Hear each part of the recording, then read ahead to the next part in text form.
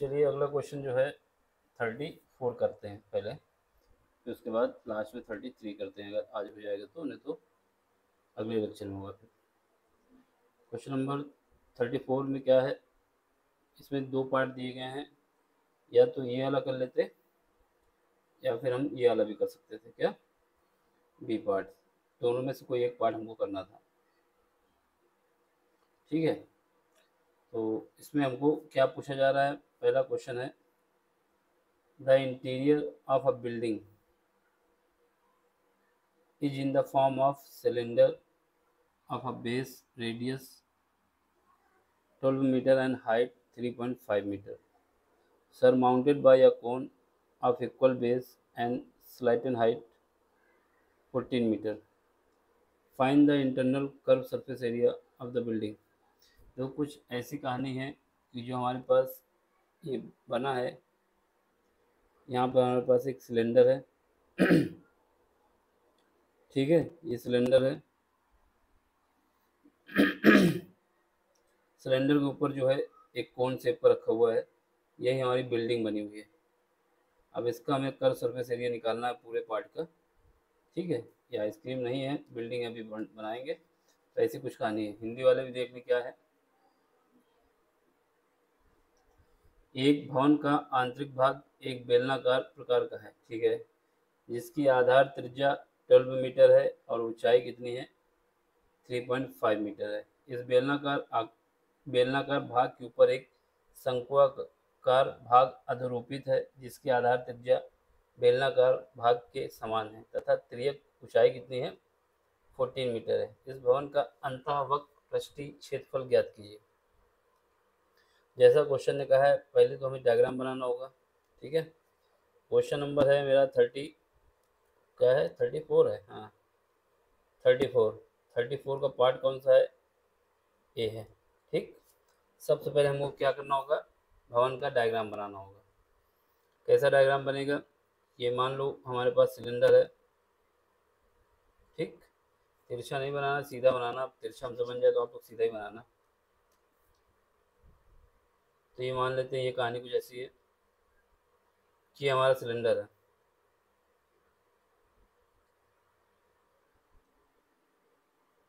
एक ये हुआ, इसके बाद ये हुआ। ठीक है, ये सिलेंडर हमारा बन गया, बेलन बन गया। थोड़ा और सही कर दें।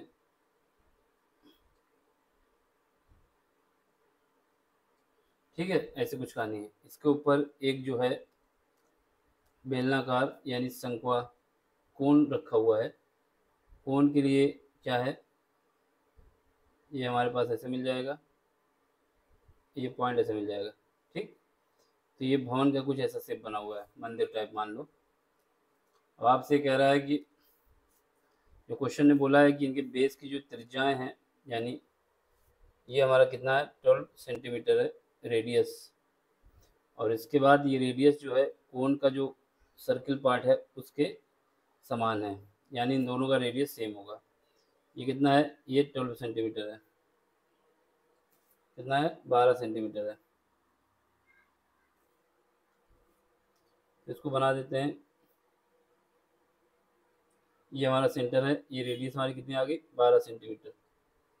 ठीक है, इसके बाद बोला है कि जो तुम्हारे पास बेलन है, इस बेलन की हाइट जो है कितनी है, बेलन की हाइट कितनी है, 3.5 मीटर है। कितनी है, 3.5 मीटर है। इसके अलावा क्वेश्चन ने ये बताया है कि जो इसके कोण है उसकी स्लैटन हाइट यानी तिर्यक हाइट जो है कितना है, 14 मीटर है। तिर्यक हाइट का मतलब है कि ये जो हमारी हाइट है, ये कितनी है, 14 मीटर है। ठीक है, ऐसा क्वेश्चन ने दिया हमको। ठीक, अब हमें क्या करना है, इसका कर्व सरफेस एरिया निकालना है। ये इतना डाटा हमको गिवन है, इतना डाटा हमको गिवन है, ये लिख देना, गिवन डाटा में हमको ये दिया है। फाइंड करना है internal curve surface area of a building. देखो सबसे पहले हमको क्या पता चलना करना चाहिए, सबसे पहले हमको ये पता होना चाहिए कि जो कोण है, इस कोण की जो हाइट है ये कितनी होगी। कोण की हाइट हमको पता करनी होगी। ठीक है, तो यहाँ से इसको मिला दो, ये ऐसे मिला देंगे तो ये हमारे पास आ जाएगी हाइट। सबसे पहले हमें कोण की हाइट पता करना होगा कितनी है। ये हमारे पास h मान लेते हैं, ठीक है। कोन की हाइट पता करना होगा, इसको मान लेते हैं h1 और इसको मान लेते हैं h2, ठीक। h1 दिया हुआ है और हमारे पास h2 नहीं पता है, तो हमारे पास क्या करोगे, इसको मान लो a पॉइंट, ये b पॉइंट मान लो, ये o पॉइंट मान लो सेंटर है, ये a b c, ये c पॉइंट मान लो, ठीक है। इसके बाद कुछ नहीं मानना हमको। इन ट्रायंगल, कौन सा ट्रायंगल, ट्रायंगल हमारा ए ओ सी, ए ओ सी में जो ट्रायंगल ट्रायंगल ओ है वो क्या है, सॉरी एंगल ओ जो है वो 90 डिग्री है, क्योंकि अगर कोन से परपेंडिकुलर रेडियस पे मिलता है तो ये 90 डिग्री होता है। एक ये कॉन्सेप्ट पता होना चाहिए था, ठीक है। तो एंगल ओ हमारा 90 डिग्री है। अब इसमें लगा देंगे Pythagoras theorem, using Pythagoras theorem. Pythagoras theorem को हम यूज करेंगे, ठीक है। जब पाइथागोरस थ्योरम को यूज करेंगे तो पाइथागोरस थ्योरम ये कहती है कि हाइपोटेनस का स्क्वायर इज इक्वल टू होता है परपेंडिकुलर का स्क्वायर प्लस बेस का स्क्वायर। हाइपोटेनस का स्क्वायर बराबर होता है परपेंडिकुलर का स्क्वायर प्लस बेस का स्क्वायर। तो हाइपोटेनस हमको दिया गया है, यानी तिर्यक हाइट कितनी है, जो कि एल से लिखी जाती है। L square is equal to, जो हाइट है वो क्या है, एच टू स्क्वायर है, और जो बी है वो क्या है, आर स्क्वायर यानी रेडियस है। ये तो फॉर्म होता है कि याद रखने का, कैसे याद रखें। दूसरा निकालने का तरीका यही होता है पाइथागोरस थ्योरम को यूज करके। यहाँ से एच स्क्वायर या एल स्क्वायर कह दें, एल स्क्वायर की वैल्यू कितनी है, 14, 14 का स्क्वायर, ठीक है। एच टू हमको पता नहीं है, आर कितना है, आर हमको दिया गया है 12 यानी 12 का स्क्वायर, ठीक है।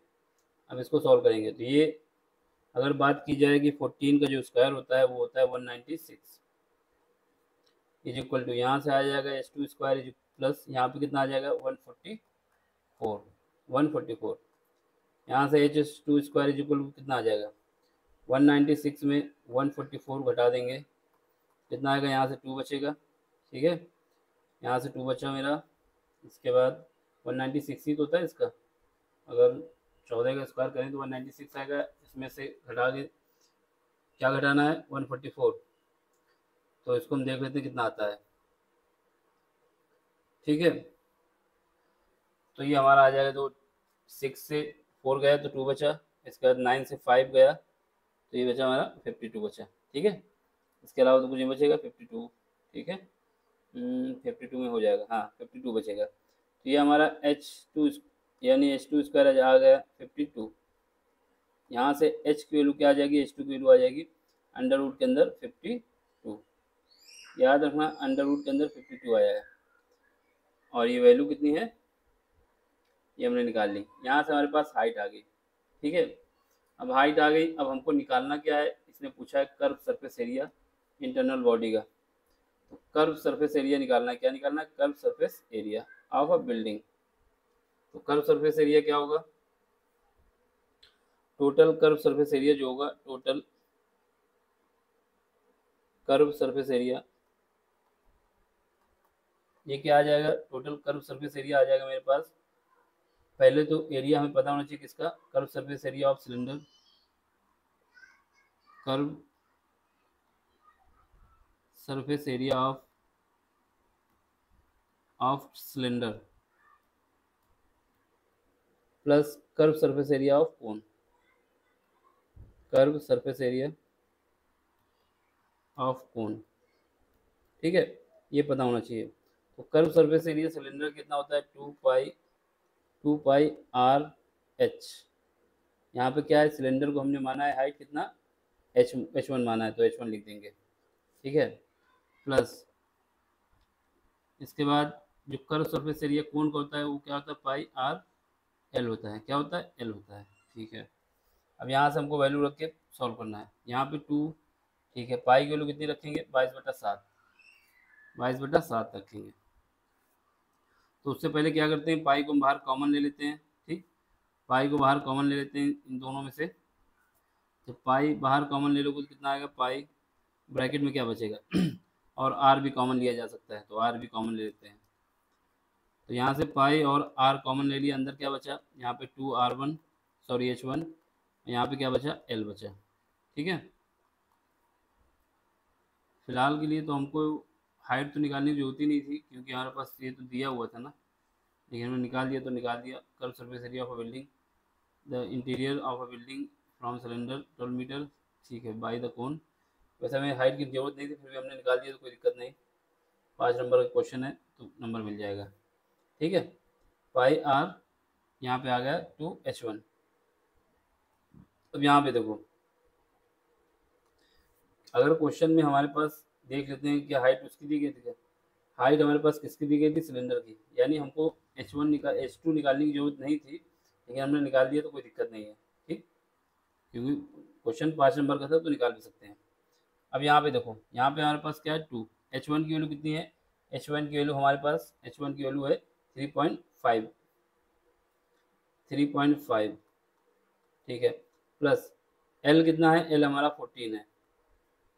ठीक है, L हमारा 14 है।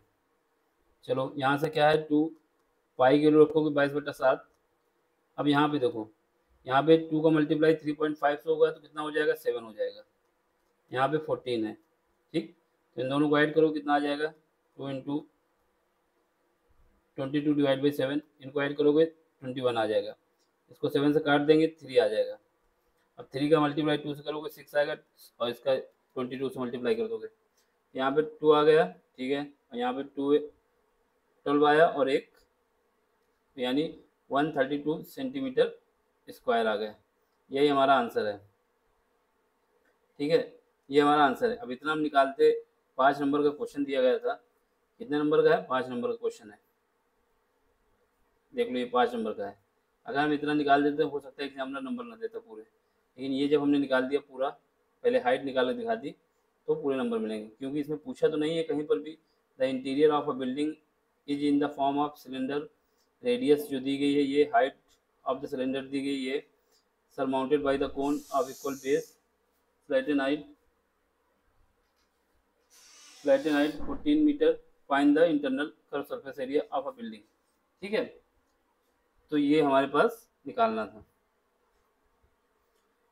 समझ गए, तो इसका यूज करना है हमको। तो इसका मतलब यहाँ पे हमसे पूछा नहीं गया था कि ये हाइट हमको बताएं, लेकिन अब ये 5 नंबर जो क्वेश्चन था मेरा 5 नंबर का था, अगर इतना निकालते हो सकता है एग्जामिनर हमको पूरे नंबर न देता, तो हमने इसको भी निकाल के आपको दिखा दिया। ठीक, बाकी अगर आपसे पूछा नहीं गया तो नहीं निकालेंगे तब भी पूरे नंबर देना चाहिए, लेकिन एग्जामिनर है, चेक करने वाले के माइंड के क्या है कोई नहीं जानता ना। ठीक है, इस वजह से हमने दोनों पार्ट करा दिए। अब अगला क्वेश्चन देख लो, determine the ratio of the volume, क्या डिटरमाइन करना है, determine the ratio of the volume of a cube to that of sphere which exactly fit inside the cube. देखो इसमें कहानी ऐसी कुछ है कि जो हमारे पास क्यूब है, क्यूब के अंदर हमारा स्फीयर रखा हुआ है, एक घन तथा एक ऐसे गोले जो घन में पूरा पूरा फिट आ जाए के आयतनों के अनुपात ज्ञात कीजिए। समझ रहे, यहाँ पे कुछ ऐसी कहानी है कहानी ये है कि हम तो आपको दिखा देते हैं कैसा हुआ है। 1 मिनट रुक जाओ, यहाँ पे हमारे पास पड़ा होगा,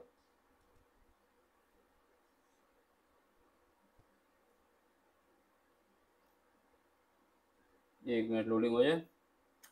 ऐसी कहानी कुछ है, यानी कि हमारे पास जो क्यूब है, क्या है, क्यूब, ठीक, क्यूब है, क्यूब के अंदर स्फीयर है, क्या है, स्फीयर है। ये देख लो कहानी में जैसा डायग्राम दिख रहा है ये, और ये पूरी तरीके से फिट है, ऐसे कुछ कहानी है। ठीक, या फिर ऐसे भी देख सकते हो, या फिर ये वाला देख लो, ये पूरी तरीके से फिट है इसमें। ठीक है, ये क्वेश्चन है। अब आपसे ये कह रहा है कि आपको सिलेंडर का, सॉरी जो क्यूब है उसका वॉल्यूम किसका निकालना है, प्रूव करना, क्या करना है, डिटरमाइन द रेशियो, रेशियो निकालना है वॉल्यूम ऑफ क्यूब, क्यूब का वॉल्यूम ऊपर होगा, ठीक है, to the that of sphere, और स्फीयर का वॉल्यूम नीचे होगा। तो वॉल्यूम ऑफ क्यूब क्या होता है, क्यूब का जो वॉल्यूम होता है वो होता है हमारा ए क्यूब, यानी डायमेंशन का स्क्वायर। और वॉल्यूम ऑफ स्फीयर क्या होता है, वॉल्यूम ऑफ स्फीयर ये जो होता है मेरा 4/3 pi R cube. 4/3 pi R cube, ठीक है। इसका रेशियो हमको निकालना है। अब इसमें देख लो, ये है डायग्राम पे, इससे ये हमें पता चल जाएगा। देखो यहाँ पर हम पहुँचे, ये हमारे पास पॉइंट है, सेंटर है इसका। अगर इसका ये सेंटर पॉइंट है ये, तो इसके सेंटर पॉइंट से जब ये इसकी अपर सरफेस को टच कर रहा है, यहाँ पर पूरा इसका जो फेस है मेरा, ये वाला जो फेस है, इसको अगर टच कर रहा है ये, ठीक है, इस वाले फेस को ये अगर टच कर रहा है, किस वाले फेस को, इसको, ये जो फेस है इसको, अगर ये मेरा जो डायग्राम बना है, ये सर्किल जो अंदर घुसा हुआ है स्फेयर, अगर ये टच कर रहा है, तो इसका मतलब क्या है, इसका मतलब ये है कि ये जहाँ से डिस्टेंस जो जाएगी वो क्या होगी, रेडियस होगी। क्या होगी, रेडियस होगी। और ये जब नीचे तक आएगी तो क्या होगा, ये भी रेडियस होगा। तो इससे हम क्या बता सकते हैं, ये जो हाइट है हमारी, ये हाइट हमारी क्या होगी, डायमीटर के बराबर होगी। यानी जो स्फेयर का डायमीटर होगा वही हमारी हाइट होगी क्यूब की। ठीक है, इतना कॉन्सेप्ट था और कुछ नहीं था। ये डायग्राम बनाओगे यहाँ पर, ठीक। क्वेश्चन नंबर कौन सा है, क्वेश्चन नंबर 34 का सेकंड पार्ट है। क्वेश्चन नंबर 34 का सेकंड पार्ट, इसको यहीं पे कर देते हैं, कहीं है जगह। तो 34 का सेकंड पार्ट देख लो। क्या करेंगे, हमारे पास पता चल गया कि जो इसकी हाइट है, सॉरी जो इसका डायमीटर है, diameter of sphere, diameter of sphere is equal to है two times diameter of sphere is equal to है, किसके इक्वल है, जो हमारे पास साइड है क्यूब की। Diameter of sphere is equal to side of cube, समझ गए। डायमीटर बराबर है क्यूब की साइड का।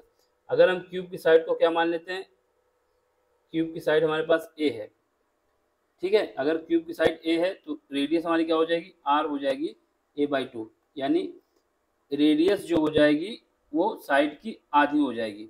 अब साइड की आधी हो जाएगी तो हमारे पास क्या फार्मूला है, हमारे पास जो फार्मूला आएगा क्वेश्चन 34 का बी पार्ट, डायग्राम बनाएंगे। इसके बाद हम बता देंगे side of sphere, side of cube, late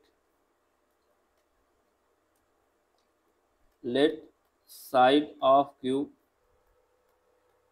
is equal to a, ठीक है। इसलिए हमारे पास जो रेडियस होगी सर्किल स्फेयर का, रेडियस ऑफ स्फेयर, स्फेयर की रेडियस क्या हो जाएगी, जो कि आर होगी, वो हो जाएगी साइड का आधा, ठीक है। ये हमारा हो जाएगा, ठीक। अब इसके बिहाफ पे हम क्या बताएंगे, इसलिए स्फेयर का वॉल्यूम जो होगा, वॉल्यूम ऑफ क्यूब, ये क्या आ जाएगा, वॉल्यूम ऑफ क्यूब को वीसी से लिखेंगे, ये क्या हो जाएगा, ए क्यूब, यानी साइड का क्यूब। तो हमारे पास ये वॉल्यूम हो गया, ठीक है। Volume of sphere and volume of sphere, sphere का वॉल्यूम क्या हो जाएगा, क्योंकि इसने बोला है ना स्फेयर जो हमारा है अंदर की तरफ है। Volume of sphere, volume of sphere क्या हो जाएगा, एच लगा दो, स्फेयर क्या हो जाएगा, एक minute, volume of sphere, volume of sphere क्या हो जाएगा, 4/3 पाई आर क्यूब। यहाँ पर आर की वैल्यू क्या है, आर की वैल्यू हमारे पास 4/3, आर की वैल्यू कितनी है, पाई तो रखोगे यहाँ पर, ठीक है। आर की वैल्यू है a/2, तो ये क्या हो जाएगा, ये हमारे पास हो जाएगा 4/3 पाई, ए की जगह ए क्यूब, और आर 2 का क्यूब करेंगे कितना आ जाएगा 8, इसको काट देंगे कितना हो जाएगा, यहाँ बचेगा 2। यहाँ से वॉल्यूम ऑफ स्फीयर आ जाएगा क्या, वॉल्यूम ऑफ स्फीयर आ जाएगा मेरे पास ए क्यूब और पाई डिवाइड किससे करेंगे 6 से। अब हमें रेशियो निकालना है, तो रेशियो क्या आ जाएगा, रेशियो आ जाएगा VC/VS। ये कितना आ जाएगा, VC कितना है, VC हमारे पास है ए क्यूब और VS कितना है, ए क्यूब पाई डिवाइड बाई 6। यहाँ से ए क्यूब से ए क्यूब कट जाएगा, पाई 6 ऊपर चला जाएगा, पाई नीचे रह जाएगा। यहाँ से VC/VS आ जाएगा 6/5। यही हमारा आंसर है, ठीक है। यही हमारा आंसर है। बस यही लिखना था हमको। तो ये क्वेश्चन 5 नंबर का था। अब अगला क्वेश्चन 35। 35 में क्या है? The vertices of quadrilateral A B C D क्या है? ए के कोऑर्डिनेट दिए गए हैं, बी का दिया गया है, सी का भी दिया गया है और डी का भी दिया गया है। Prove that A B C D is rhombus and not a square. देखो, रोम्बस और स्क्वायर में क्या है? रोम्बस की सारी साइड इक्वल होती है, याद रखना, और स्क्वायर की भी सारी साइड इक्वल होती है। रोम्बस का डायगोनल इक्वल नहीं होता और स्क्वायर का डायगोनल भी इक्वल होता है। ठीक है, रोम्बस का डायगोनल इक्वल नहीं होता जबकि स्फेयर का डायगोनल भी इक्वल होता है। तो बस ये कॉन्सेप्ट याद है तो काम हो जाएगा। क्वेश्चन नंबर कौन सा है? क्वेश्चन नंबर 35 है। ठीक, क्या गिवन है? गिवन है हमारे पास वर्टिसेस ऑफ क्वाड्रिलेटरल जो दिया गया है। पहले सबसे पहले हम क्वाड्रिलेटरल बना लेते हैं, कुछ ऐसा बन जाएगा। ठीक है, यहाँ पे ए मान लें, ये बी मान लेते हैं, ये सी मान लेते हैं और ये डी मान लेते हैं। ठीक है, यहाँ पर हमारे पास ए के कोऑर्डिनेट दिए गए हैं। ए का कोऑर्डिनेट कितना है? 6 - 2, 6 - 2। और बी का कितना है? बी का है 9, 2, 9, 2। और सी का कितना है? 5, -1, 5, -1। और डी का कितना है? 2, -5, 2, -5। ठीक है, ये हमको दिया गया है 2, -5। अब प्रूव करना है कि रोम्बस है कि नहीं। अब रोम्बस को प्रूव करने के लिए हमको क्या निकालना होगा? डिस्टेंस फार्मूला यूज करना होगा। इसकी साइड निकालनी होगी। साइड निकालने के बाद देखेंगे, साइड अगर इक्वल आ जाती है तो फिर निकालना होगा डायगोनल की लेंथ। अगर दोनों डायगोनल की लेंथ बराबर आ जाती है तो हमारा स्क्वायर है, नहीं आती तो रोम्बस है। तो हमें क्या क्या निकालना है? ये इसका डायगोनल है। ठीक है, और ये D1 हो जाएगा मेरा। इसके बाद दूसरा डायगोनल जो होगा हमारा, ये D2 हो जाएगा। ठीक, अब डिस्टेंस फार्मूला क्या होता है? डिस्टेंस फार्मूला का यूज होगा, यहाँ पर पूरा खेल है डिस्टेंस फार्मूले का। डिस्टेंस फार्मूला क्या होता है? डिस्टेंस फार्मूला ये क्या होता है? अगर हमारे पास दो पॉइंट हैं, एक पॉइंट हमारे पास क्या है? x1, ये y1, x1, y1 है। पहला पॉइंट क्या है? x1, y1 है। दूसरा पॉइंट क्या है? x2, y2 है। तो इनके बीच की अगर डिस्टेंस निकालनी है तो इसका फार्मूला होता है मेरे पास x2 - x1 का whole square plus y2 - y1 का होल स्क्वायर। ठीक है, ये फार्मूला होता है डिस्टेंस फार्मूला, इसका हमें यूज करना है। तो सबसे पहले हम निकालेंगे A B distance. A B के कोऑर्डिनेट क्या है? ए बी के जो कोऑर्डिनेट हमारे पास, एक है 6, -2, दूसरा है क्या? 9, 2। इनके बीच की डिस्टेंस निकालेंगे। ठीक है, तो ए बी के बीच की डिस्टेंस ये क्या आ जाएगी? अंडर रूट के अंदर जाएंगे। ठीक, डिस्टेंस निकालेंगे तो क्या आएगा? ए बी के अंदर जाएंगे, क्या आएगा? 9 - 6 का होल स्क्वायर। ठीक है, प्लस 2 माइनस, ये माइनस है फिर माइनस आएगा तो एक बार और आ गया तो ये प्लस हो गया। यहाँ से क्या आ जाएगा? यहाँ से 3 आएगा, 9 - 6, 3 बचेगा, 3 का स्क्वायर आ जाएगा, 9 आ जाएगा। यहाँ पे कितना आ जाएगा? 4, 4 का स्क्वायर आ जाएगा 16। ये अंडर रूट के अंदर कितना आ जाएगा? 25। तो इसकी डिस्टेंस निकालेंगे तो ये आ जाएगा 5। यहाँ से एक डिस्टेंस आ गई 5 यूनिट्स। अब इसके बाद अब क्या निकालना है? बी सी निकालना है, अगली डिस्टेंस निकालना है। अभी हमने ए बी निकाल लिया, अब बी सी निकालना है। बी सी यानी यही डिस्टेंस। बी सी के कोऑर्डिनेट क्या है? बी का हमारा 9, 2 है और सी का क्या है? सी का जो कोऑर्डिनेट है वो है 5, -1। अब इनके बीच की डिस्टेंस निकालना है बी सी। यहाँ से हमारे पास बी सी आ जाएगी, अंडर रूट के अंदर जाएंगे, 5 - 9 का होल स्क्वायर, तो इसके बाद -1 - 2 का होल स्क्वायर, इसका सॉल्व करेंगे कितना आ जाएगा, यहाँ पे हमारे पास 5 माइनस फोर, 4 का स्क्वायर करेंगे 16 आ जाएगा, यहाँ पर 9 आ जाएगा, तो इसको ऐड करेंगे कितना आ जाएगा 25 आ जाएगा। फिर निकालेंगे तो ये 5 यूनिट्स फिर आ गई। ठीक है, अब हम क्या निकालेंगे, अब निकालेंगे C D. C D C D में कोऑर्डिनेट क्या है, 5 कॉमा -1 है एक, दूसरा है 2 कॉमा -5, 2 कॉमा -5, 2 कॉमा -5 है। यहाँ से हमारे पास क्या आएगा, सी डी अंडर रूट के अंदर, यहाँ पे देखो, यहाँ पे क्या है 2 माइनस का 5 है, इसका स्क्वायर आ जाएगा। ठीक है, यहाँ पे -5, ठीक, यहाँ पे माइनस माइनस प्लस हो जाएगा 1, इसको सॉल्व करेंगे कितना आएगा, -3 का स्क्वायर आ जाएगा 9, -4 का स्क्वायर आ जाएगा 16, यहाँ से अंडर रूट 25 आ जाएगा, तो ये आ जाएगा हमारे पास 5, ये भी 5 यूनिट्स आ गया।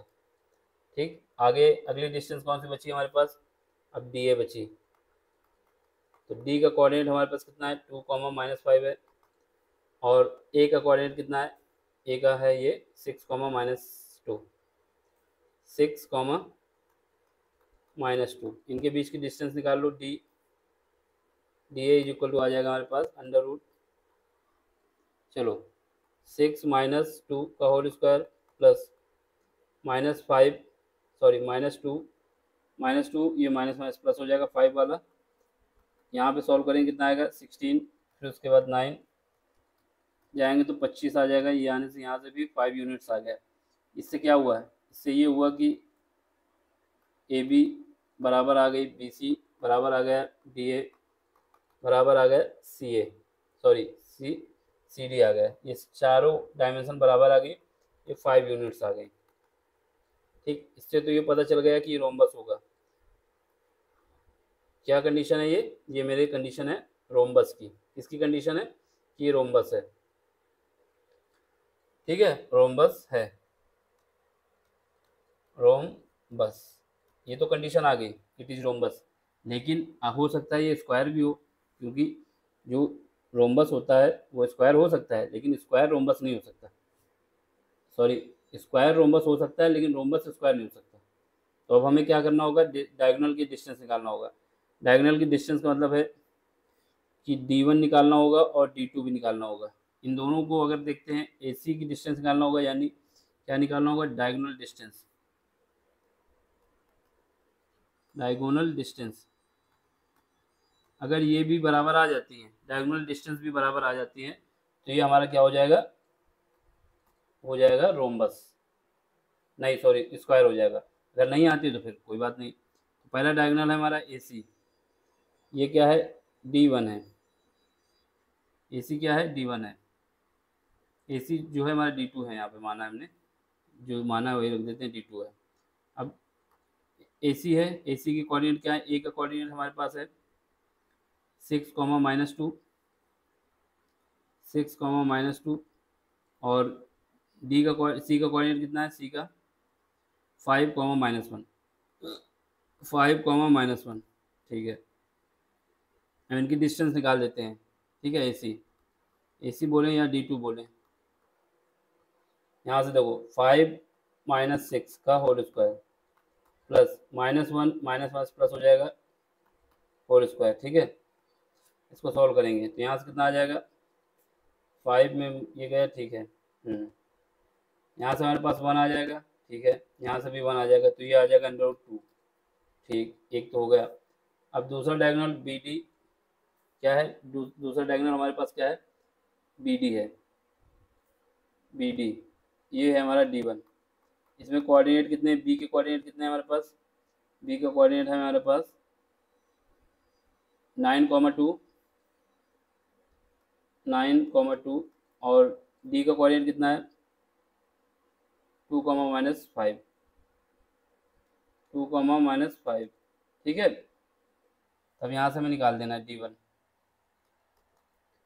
इसको निकालो कितना आएगा, 2 में 9 जाएगा, इसका स्क्वायर, -5 में -2 हो जाएगा, तो कितना आएगा निकालो, यहाँ से निकालेंगे तो कितना आएगा, 2 - 7 बचेगा, 7 का स्क्वायर 49 होता है, यहाँ से निकालेंगे कितना आएगा यहाँ से निकालेंगे तो हमारे पास आ जाएगा -5 -2, ठीक है। ये भी 7 आएगा, इसका 49 होगा, तो 7 बाहर आ जाएगा, √2 बचेगा, ठीक है। तो ये क्या आया है, D1 बराबर नहीं है D2 के, D1 does not equal to D2, ठीक। इसलिए क्या होगा, इसलिए it is not a square, it is not a square, बस आंसर हो जाएगा यही। हमको ये भी प्रूव करना था कि ये स्क्वायर है कि नहीं, तो हम बता देंगे नहीं है। क्यों नहीं है, क्योंकि इसके डायगोनल की जो लेंथ है वो अलग अलग आ रही है। अगर डायगोनल की लेंथ बराबर आ जाती तो ये स्क्वायर हो जाता। समझ गए, इसको ऐसे ही करने होते हैं क्वेश्चन को। अब जो है अगला क्वेश्चन करने जा रहे हैं या फिर, क्योंकि यहाँ पे पेज तो ख़त्म हो गया, ये क्वेश्चन जो है हमारा 1 नंबर बच रहा है 6, सॉरी 32 बचा है अभी ना, 33 बचा है, कौन सा बचा है 33। तो इसको हम इसमें कराएंगे तो अभी पेज ख़त्म है, तो ऐसा करते हैं इसको अगले लेक्चर में करते हैं। अब इसके बाद कितने क्वेश्चन हमारे पास बचे हैं, एक क्वेश्चन ये बचा हुआ है, इसके बाद 3 क्वेश्चन केस स्टडी के, तो दो दो क्वेश्चन करके 2 वीडियो में समाप्त हो जाएगा, ठीक है। समझ में आया तो लाइक कर दें, शेयर भी कर दें और सब्सक्राइब भी कर दें। Thank you for watching.